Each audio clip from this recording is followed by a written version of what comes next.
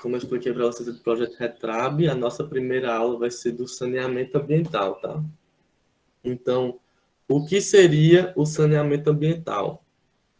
Não sei se vocês já tiveram já viram na internet, ou então em alguma notícia da televisão, o que seria sobre esse tema saneamento ambiental, né? Então, o que seria o saneamento ambiental? Na verdade, o saneamento seria ações que promovem qualidade de vida da população e cuidados com o meio ambiente. Quem estabelece as diretrizes nacionais, ou seja, as regras para o saneamento, é a Lei 11.445 de 2007, tá? Que é uma lei federal de saneamento básico. Então, como é que o saneamento ambiental irá trazer a qualidade de vida para a população e o cuidado com o ambiente? Vai funcionar basicamente em 4 pilares, tá? O saneamento ambiental. Os 4 pilares do saneamento seriam a gestão de resíduos sólidos, abastecimento público, tratamento de efluentes e educação ambiental. E a gente vai mostrar para vocês sobre esses 4 pilares. Quando a gente fala assim, esses termos, realmente não dá para ter uma visão, mas a gente vai falar aqui deles especificamente. Então, a gestão dos resíduos sólidos, o que seria? Pode ser entendido como uma série de ações que envolvem etapas de coleta, transporte, transbordo, tratamento, destinação e disposição final ambientalmente adequados. Então, quando a gente descarta alguma coisa, produz nosso lixo, a gente não pensa para onde ele vai, né? E é uma quantidade absurdamente grande, são toneladas de lixo todo dia. Então, a gente tem que gerenciar de forma adequada, senão a gente vai começar a lotar os aterros e muita parte do lixo vai acabar até nos oceanos. Então, essa gestão de resíduos sólidos é muito importante para que a gente consiga ter um mundo sustentável e com menos lixo, né? Então, existem também atitudes básicas que a gente mesmo pode fazer para ajudar nessa gestão de resíduos sólidos. Então, o que a gente poderia fazer para ajudar nesse caso? Existem ações como reciclagem e compostagem. A reciclagem é mais famosa, acredito que todos vocês já ouviram falar, né? Que se trata dessas lixeiras aqui, de cores diferentes, para diferentes materiais, que a gente também vai falar sobre ela. E a compostagem, que não é tão falado na mídia, mas sendo que a gente vai mostrar que é uma coisa muito interessante também, muito legal. E eu vou mostrar para vocês daqui a pouco sobre ela. Então, sobre a reciclagem, para quem não... Eita, alguém pediu para entrar aqui, um minuto. Tá?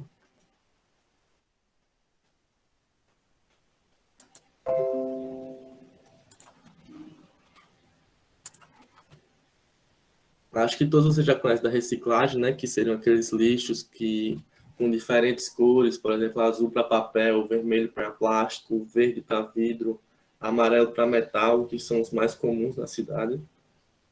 Tem outros que a gente vê com menos frequência, mas também existe, são o marrom e o cinza, né, que seria para orgânico, ou seja, resto de alimento que a gente usa no nosso dia a dia, casca de banana, tudo isso vai para o orgânico. E o não reciclável seria guardanapo, papel higiênico, todas essas coisas que não poderiam servir para reciclagem vão para aí, para ter a disposição correta. Infelizmente, no Brasil, a nossa reciclagem ainda é feita com muita pouca frequência. Todo mundo sabe que é certo reciclar, mas pouca gente realmente bota em prática, né? Então, essa notícia diz justamente isso, que a reciclagem do Brasil atinge apenas 2,1% de tudo que é coletado. Ou seja, gente, assim, de tudo que a gente produz de lixo, apenas 2% realmente é reciclado, né? Então, isso aí é absurdamente pequeno e mostra por que a gente está nessa situação. Aí aqui eu trouxe alguns vídeos para vocês, para simplificar. O primeiro seria, que eu vou mostrar para vocês, seria exatamente as consequências da má gestão de resíduos sólidos no mundo todo. Então, o que acontece quando a gente não faz a reciclagem, não trata de forma adequada os nossos resíduos, produz de forma exagerada. E eu vou mostrar para vocês um pouco, tá?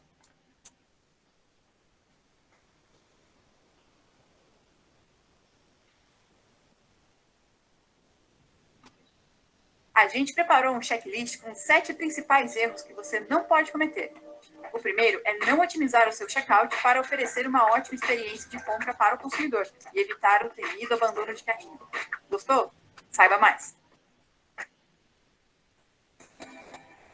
A poluição dos mares e oceanos é um dos grandes problemas ambientais que a humanidade enfrenta. Se continuarmos com o atual índice de consumo de plástico, teremos verdadeiros mares de plástico por volta de 2050. Neste vídeo do Nossa Ecologia, analisamos as causas do acúmulo de plástico no mar e as consequências que isso acarreta. Além disso, falamos sobre possíveis soluções para este problema.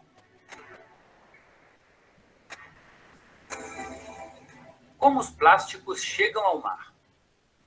Quando descartamos plásticos que não usamos mais, eles podem seguir vários caminhos. Podem ser incinerados, reciclados, ir para aterros sanitários ou para qualquer outro lugar se não os descartarmos de maneira adequada. Aqueles que não são reciclados ou incinerados podem ser lançados no mar ou nos rios, que nele desaguam pela ação do vento e da chuva. Além disso, também encontramos plásticos no mar que se originam de descarte deliberado de lixo ou descarte acidental de navios ou nos afluentes de estações de tratamento de esgoto. Nada disso aconteceria em uma escala tão grande se não fossem fabricadas as imensas quantidades que são produzidas diariamente. Tipos de plásticos no mar. Mais de 80% do lixo marinho é formado por plástico. Desse percentual, podemos afirmar que 49% correspondem a plásticos descartáveis, uma quantidade alarmante. Outros 27% correspondem a plásticos usados em equipamentos de pesca e os 6% restantes são outros plásticos. Você sabe quais são os plásticos descartáveis mais encontrados nas praias e no fundo do mar? São as tampas, garrafas, pontas de cigarro, bastões dos cotonetes, embalagens de salgadinhos, artigos de higiene, sacolas plásticas, talheres, canudos, pratos, copos, balões e recipientes para alimentos. Esses produtos representam 86% dos plásticos descartáveis ou 43% de todo o lixo marinho. Podemos encontrar o plástico em todos os cantos do planeta, até mesmo a uma profundidade de 10 mil metros no oceano. No entanto, foram identificadas algumas áreas chamadas ilhas de plástico, que concentram uma gigantesca quantidade desse material. Mas antes de continuar, vamos ao nosso quiz. Qual a quantidade de plástico que já temos acumulada nos nossos mares e oceanos? 50 milhões de toneladas? 100 milhões? Ou 150 milhões de toneladas? Pense nisso, porque no final do vídeo você verá qual é a opção certa. Agora, vamos saber como essa grande quantidade de plástico nos mares e oceanos nos afeta. Consequências dos plásticos no mar. Os resíduos plásticos podem se prender aos animais marinhos, dificultando o seu desenvolvimento e até causando sua morte. Alguns confundem os pedaços de plástico com comida, causando asfixia ou entupindo o estômago deles. No longo processo de decomposição, os microplásticos e nanoplásticos liberam produtos químicos prejudiciais à vida nas águas do oceano. E o ser humano também ingere esses materiais em decorrência da cadeia alimentar. Além disso, existem algumas espécies de bactérias que se desenvolvem nos plásticos e se movem livremente, levando-os para ecossistemas que não estão adaptados a essas bactérias. Por fim, os plásticos no mar também têm impacto negativo na economia. São afetados principalmente o setor do turismo e os que dependem da pesca. Soluções para os plásticos no mar. As soluções devem envolver a indústria, consumidores e aqueles que gerenciam resíduos e, claro, devem ser apoiadas pelos governos. As principais soluções que propomos são: reduza o consumo de plásticos e evite o uso de plásticos descartáveis. Na Europa, por exemplo, foi aprovada uma lei que proíbe os plásticos descartáveis a partir de 2021. Compre alimentos que são vendidos a granel, para evitar o uso de embalagens plásticas. Evite usar cosméticos com microplásticos e opte por roupas biodegradáveis. Reutilize ao máximo os produtos plásticos que você já tiver em casa. Recicle. Descarte o plástico no lugar certo para que ele não vá para os oceanos. Exija que métodos de reciclagem mais eficientes estejam disponíveis, pois ainda existem alguns plásticos que não podem ser reciclados. Além disso, outra solução em nível legislativo seria a criação de impostos para os plásticos que mais poluem. Existem ainda soluções para plásticos que já estão no mar, como é o projeto Ocean Cleanup. Trata-se de um mecanismo que coleta o lixo do mar com auxílio de estruturas devidamente projetadas para não causar danos à fauna e à flora. Outro projeto, idealizado por um empresário da Noruega, é o lançamento de um grande navio de pesquisa que buscará novas soluções para limpar o plástico dos oceanos. Outra possibilidade de reciclagem, também em análise, é a que pode ser feita por bactérias capazes de digerir alguns componentes presentes em garrafas PET. E voltando à pergunta que fizemos antes, você já pensou sobre a quantidade de plástico que temos nas águas do planeta? A resposta correta é a letra C. Infelizmente, temos hoje cerca de 150 milhões de toneladas de plásticos acumulados. Na verdade, estima-se que nada menos que 4,8 a 12,7 milhões de toneladas de plásticos sejam jogados nos oceanos todos os anos. E você, o que tem feito para reduzir o plástico no mar? Até o próximo vídeo do Nossa Ecologia.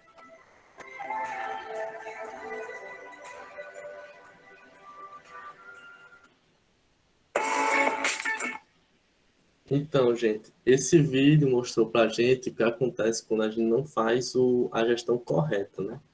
Então, quando a gente não recicla direito e joga de forma indevida o lixo, acaba acontecendo isso. Então, a gente vai ver outro vídeo agora do que acontece quando a gente faz certo, né? Quando a gente recicla, que muita gente acha que a gente vai botar o lixo no recipiente correto, no reciclável, e não sabe para onde ele realmente vai, o que é feito com ele. Então, esse vídeo aqui que eu trouxe para vocês vai mostrar as etapas quando a gente recicla o lixo, com exemplo das latinhas de alumínio. É bastante interessante, vou mostrar aqui para vocês. Você já imaginou o que acontece quando a gente joga uma latinha de alumínio? Só me mutar para não ter ruído aí.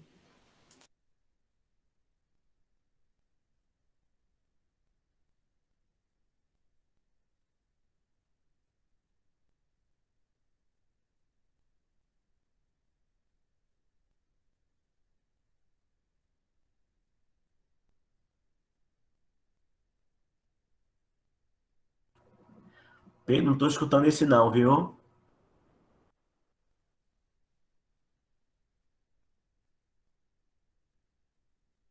Será que foi porque eu me mutei? Acho que pegava. Achei que pegava quando compartilhava a tela. Acho que agora vai funcionar. Obrigado, professor. Pois não. Vamos ver se não estiver escutando, pode falar, viu? Você já imaginou o que acontece quando a gente joga uma latinha de alumínio num lixo reciclável? Hoje a gente vai mostrar para vocês como transformar uma latinha dessa aqui numa latinha dessa aqui de novo. Estamos aqui na Latasa, em Pindamonhangaba. Bora ver como funciona a reciclagem de alumínio.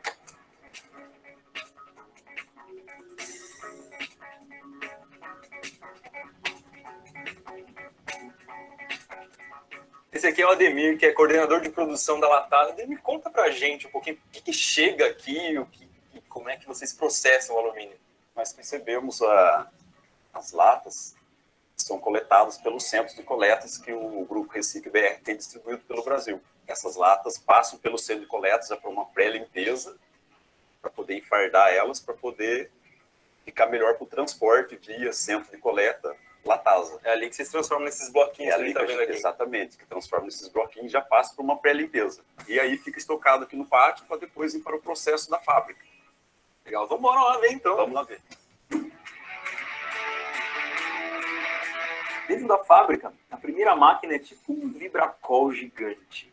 Ela fica chacoalhando e vai soltando as latinhas do fardo. Depois eles precisam separar a sujeira que pode estar dentro das latas.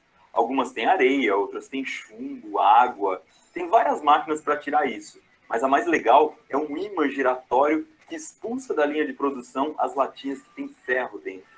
A gente não consegue ver aqui porque tudo é fechado, mas depois que já estão limpas, as latinhas são trituradas e essa gororoba de alumínio entra numa espécie de vagão de trem. É ele que leva tudo para um forno giratório, que parece aquelas caçambas de mexer cimento. E aqui começa a parte hardcore da história.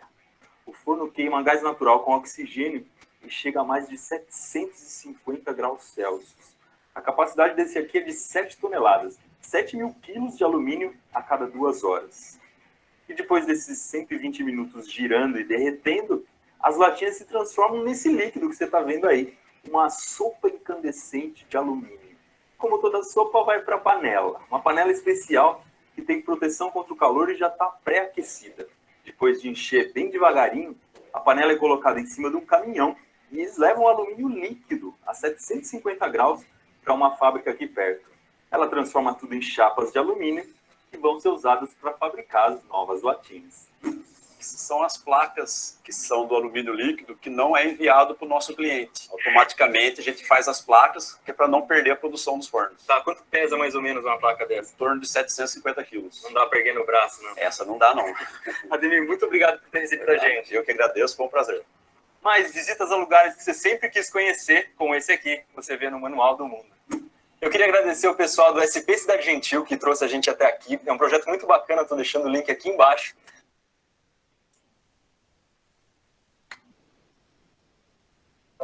Pronto, e por fim, eu trouxe um vídeo que fala sobre a compostagem, né? Eu acho que poucas pessoas ouviram falar sobre, ou se ouviram, não sabem tão bem como é que funciona. Então, que é bastante interessante também. Vou botar aqui para vocês.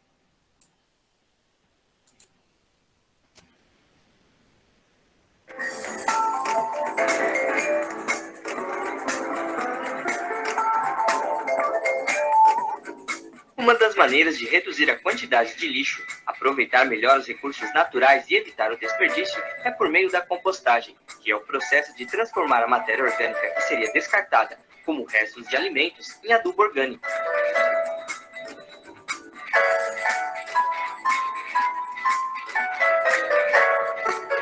Existem várias formas de se fazer isso.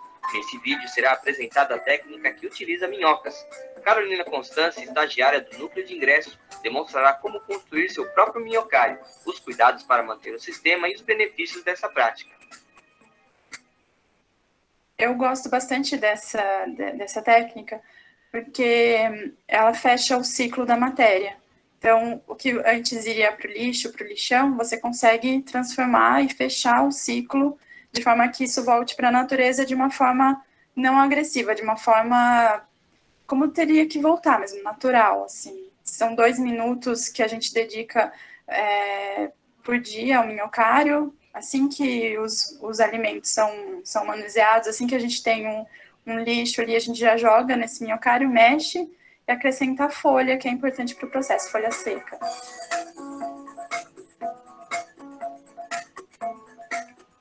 O minhocário utilizado neste exemplo é composto de 3 caixas plásticas que são próprias para a compostagem. As caixas possuem furos que possibilitam a passagem das minhocas entre elas. Além disso, é necessário ter rastelo para mexer o composto, pá, tesoura, recipiente para recolher líquido, resíduos orgânicos, terra e as minhocas, conhecidas como minhocas californianas.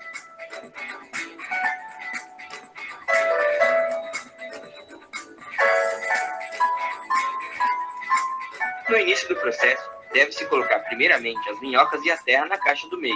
Acompanhe agora as instruções dadas por Carolina. Eu comprei pela internet e chegou esse kit pelo correio, lá em casa, com uma cama de minhoca, que eles chamam, um pouquinho de minhoca e terra. E a gente começou por essa caixa do meio, que estava tudo vazio, a gente começou por aqui depositando as folhas, os resíduos. Conforme essa caixa do meio vai enchendo e o material está sendo transformado, essa transformação libera a água, que daí vai sendo depositada nessa terceira caixa. Essa água que a gente chama de chorume, que é um material também rico em nutrientes que a gente usa para molhar as plantas. Aí, quando essa caixa enche, né, a gente começa a colocar material nessa e deixa aquele paradinho. Com o tempo, isso vai ser todo transformado em humus e a gente continua trabalhando aqui nessa caixa, né? Depois que esse material estiver pronto, a gente pode jogar nos vasos. O que sobra em casa, por exemplo, a gente comeu uma laranja e sobraram as cascas. Essas cascas a gente pega e corta para aumentar a área aqui de contato. Pica. E toda a matéria que for depositada aqui na caixa, a gente tem que colocar o dobro de material seco. Os resíduos secos que a gente utiliza são as folhas, jornal, caixa de papelão. Então, feito isso, a gente mexe para oxigenar aqui. E pronto, e as minhocas vão trabalhar agora. Elas vão comer tudo isso e transformar em humus. Carolina alerta que no início do processo é importante colocar os resíduos de forma gradativa, para que as minhocas se acostumem com o material e o sistema não fique sobrecarregado. Ela também fala sobre alguns alimentos que devem ser evitados e outros que podem ser colocados no minhocário. As minhocas não gostam de muito cítrico. Casca de limão a gente não coloca muito. Mas, assim, todas as cascas de frutas, todas as verduras, resto de verdura, aquela banana que às vezes sobra na fruteira, tá passada, joga aqui. Arroz não muito oleoso, né? Gordura não é legal jogar, mas vai arroz. Carne também não se joga. Nem queijos também não. Caroço de manga, caroço de abacate, todos os caroços a gente também joga, sementes. Ele demora um pouco mais, os materiais têm um tempo de decomposição que varia, né? Mas é decomposto também.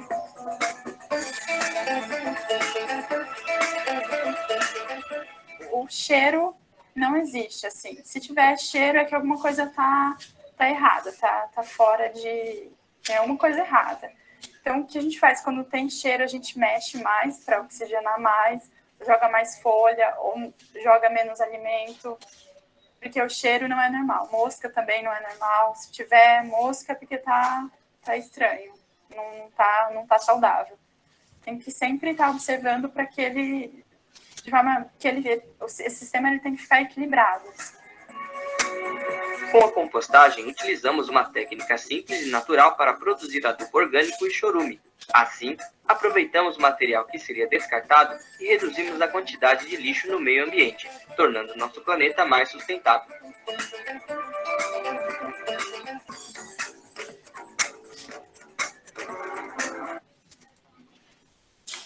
Então, gente, é bastante interessante nessa parte da compostagem. Existem vários tipos de composteiras, tá? Existem algumas que não são com minhocas. Tem para quem mora em apartamento, tem pouco espaço aí. Na internet tem muita coisa mesmo falando como construir uma, com os tipos que tem. Então é muito interessante que, além de ajudar o planeta, né, nessa parte, a gente também tem um retorno que é o adubo. Então, um adubo que a gente, de alta qualidade, que a gente pode usar na nossa casa, no jardim. Então, é realmente bastante interessante. E dando continuidade ao tema do saneamento, né?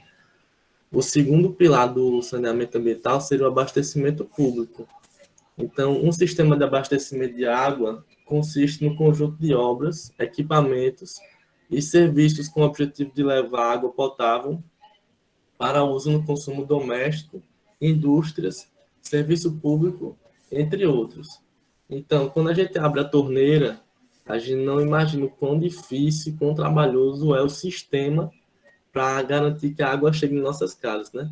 Então, por exemplo, com essas tubulações aqui enormes, eu posso garantir para vocês que não é das maiores, existem tubulações que são muito maiores, né? Que o volume é muito grande para abastecer toda a cidade. E não é somente trazer água, né? Tem que trazer água de forma segura, sem que haja contaminação no caminho, sem que nenhum tipo de sujeira entre. Então, realmente tem que ser um processo muito cuidadoso. Um dado que é bastante alarmante aqui do Brasil é que de cada 100 litros de água tratada, somente 63 litros são consumidos. E os outros 37 restantes são perdidos no caminho ou são desperdiçados, né? Então, 37% da nossa água que a gente trata, que é um processo caro, ele é perdido no caminho. Esse é um dado de 2019.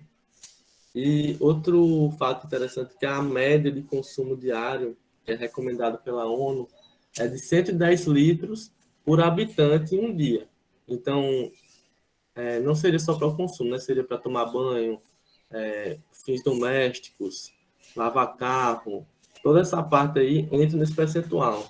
Só que o que é alarmante é que no Brasil, o brasileiro consome 166,3 litros por dia. Então, isso aí fica 51% acima do recomendado. Então, a gente desperdiça demais, a gente toma banhos muito longos, a gente realmente não zela tanto pela água. E pode ter certeza que um dia isso vai faltar, né? Então, como já está faltando em várias regiões, sempre faltou em várias regiões. Então, a gente realmente tem que fazer o consumo consciente e trabalhar para que o desperdício seja cada vez menor. O outro pilar seria o tratamento de efluentes, tá? Que consiste em uma série de processos físicos e químicos com o objetivo de trazer uma água limpa e segura para o consumo da sociedade. E esse é um ponto muito importante também, tanto que a gente vai fazer várias aulas mostrando como é esse tratamento, porque quando ele é falho, quando ele é feito de forma indevida, a população sente através de doenças, se sente mal, então muita gente se sente enjoado, se sente dores, mas não imagina o que é, acha que é qualquer outra coisa, mas na verdade é sua água que não está sendo tratada de forma devida, né? Não tem qualidade suficiente. Então esse é um ponto muito importante que realmente a gente precisa da água para viver, né? Então é o mínimo que a gente precisa de uma água de qualidade. Para tratar a água, é necessário algumas etapas que a gente vai mostrar para vocês nas aulas, que eu mostrei lá no cronograma, que tem o pré-tratamento, tem a coagulação, floculação, decantação, filtração e processos finais, que são processos físicos e químicos, tá? Então, a gente vai mostrar para vocês como é que funciona, os reagentes, tudo direitinho, para vocês entenderem como é que a água chega em nossa casa de forma limpa. E, por fim, o reuso seguro de esgoto também, né? Que muita gente tem esse preconceito que, por ser esgoto, acha que não pode ser utilizado, mas, na verdade, o que se usa é o esgoto tratado, tá? Então, existe um tratamento muito especial e muito cuidadoso desse esgoto, que depois de bem tratado, ele pode ser usado para diversos fins na nossa vida. Tem aplicações como alimentar um sistema de ar-condicionado que gasta bastante água, regar o jardim, descarga, que também é algo que usa muita água. Então, essa água que a gente usa com água potável, que seria até própria para o consumo, a gente poderia usar o esgoto tratado para esses fins e assim economizar nossa água, né, tratada. Um fato interessante é que o investimento em reuso de água tratada do esgoto pode gerar 5,9 bilhões em economia, que é um estudo da CNI, e mostra que também que pode gerar 96 mil empregos. Então, além de ajudar a economizar nossa água, a fazer um mundo assim mais sustentável, ele também ajuda a nossa economia e produz emprego, né? Então, é uma área muito rica e que tem vários pontos para a gente observar. Oi? Alguém tem uma dúvida aqui? Eu vi no microfone. Então, seguindo, que é o nosso último ponto, que é a educação ambiental, tá? Que a educação ambiental nada mais é como um conjunto de ações que ensina a ter atitudes conscientes buscando um mundo sustentável. Então, o que a gente está fazendo nesse exato momento é uma ação de educação ambiental. Então, a gente está tentando trazer ensinamentos, mostrando formas de fazer um mundo mais sustentável.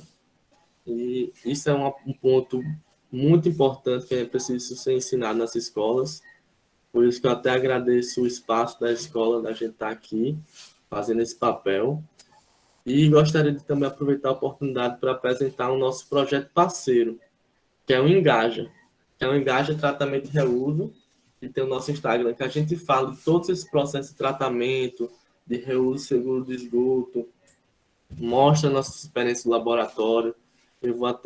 Aqui eu vou disponibilizar o link para o professor Heriberto, para passar para vocês, para fazer esse convite, né, para vocês conhecerem nossa página. Vou até aqui abrir para vocês. Que fala sobre efluentes, afluentes, quem tem interesse nessa área, que é bastante vasto, bastante legal. A gente começou agora o nosso projeto, né? Então, a gente vai trazer os experimentos, vai trazer vídeos no laboratório, vai ser bastante legal. E eu vou mandar o link para o professor mostrar para vocês, e fica o convite para se juntarem a nós e ficar à vontade para falar com a gente no privado, falar aqui na aula, que a gente está aqui à disposição para tirar qualquer dúvida, esclarecer qualquer coisa, tá? Então, a nossa aula hoje foi isso. Eu quero agradecer a todo mundo pela atenção, pela oportunidade de estar aqui, ao professor Heriberto, para disponibilizar a sua aula. Então, obrigado, viu, gente? Pedro, a gente que agradece. Foi um momento de muita aprendizagem, muita coisa importante, muita coisa interessante. E eu acredito que os meninos aproveitaram bem essa oportunidade hoje. E você gravou a aula, né? Gravei. Pronto, então você me disponibiliza o vídeo ou o link. Sim. E aí eu passo para os demais, porque teve um dos alunos aí, aliás, uma menina, disse que o professor está descarregando no telefone, mas aí depois eu mando para você o vídeo ou o link, você termina de assistir. Sim, com certeza. Assim, e os demais, não sei por que não assistiram muitas vezes, como eu falei para você, nas nossas reuniões, muitas vezes os alunos só têm um final de semana com o telefone, porque o pai trabalha durante a semana, aí ele espera o final de semana para poder realizar as atividades. Mas, de qualquer forma, como foi gravada a aula, uma aula muito interessante, parabéns pela didática, muito atrativa e muito simples de entender, eu gostei demais. E aí eu vou passar esse material para os meninos, e até para outros grupos também, até para outros nonos anos, sabe? De outras unidades, que é para o pessoal entender. Foi uma aula muito boa, com muitas coisas interessantes. Dá para a gente aproveitar em outra unidade e outras turmas também, tá bom? Sim, eu que agradeço bastante. Aí eu como aluno entendo totalmente essa situação, né? Que também tem muitas dificuldades, até mesmo estar na internet cair um pouco antes de começar, ainda bem que voltou. Aí eu só gostaria de perguntar se eu poderia pedir para quem puder ligar a câmera para eu registrar o momento. Pode, claro. Pode ser? Esse pessoal aí. Gente, quem é que pode abrir a câmera aí, por favor? Para a gente registrar o momento aí. É importante para o projeto dele. Vamos lá, gente. Kathleen, pessoal que participou da aula. Vamos que é importante a gente divulgar esse projeto na escola. Viu? Pronto, vamos colaborar. Valeu. Muito obrigado. Deixa eu só conferir aqui se foi mesmo o print aqui que eu tirei. Eita, pronto. Vamos fazer mais um que mais uma pessoa ligou, né?